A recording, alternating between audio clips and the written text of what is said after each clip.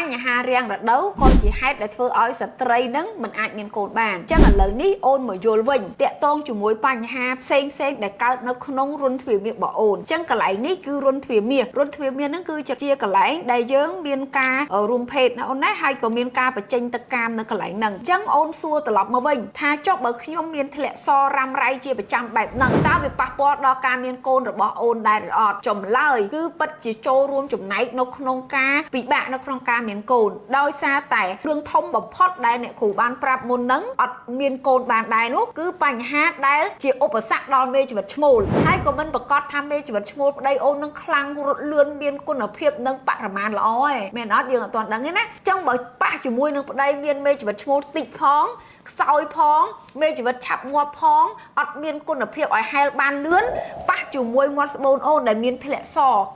ប្រភេទកកក្តាំងដូចជាផ្សិតដូចជាបាក់តេរីឬក៏កាមរោគឬក៏ត្រីកូម៉ាណាស់អីផ្សេងនៅកន្លែងហ្នឹងគឺមេរោគទាំងអស់ហ្នឹងវានឹងទៅបំផ្លាញគុណភាពមេជីវិតឈ្មោលហ្នឹងកាន់តែខ្លាំងអញ្ចឹងអ្នកគ្រូសួរវិញបើសិនជាមេជីវិតឈ្មោលងាប់នៅកន្លែងហ្នឹងអស់ចាវាចូលទៅមុខអត់កើតតើយើងអាចមានកូនបានអត់ហ្នឹងហើយវាអត់បានដូចយើងបញ្យល់មុនហ្នឹងអញ្ចឹងណាព្រោះដោយសារតែការណានេះអត់ទៅបានរួចវាងាប់ទៅនៅហ្នឹងអញ្ចឹងមេជីវិតនេះទោះជាមេជីវិតញីអូនមានទៅក៏វាចាំយូ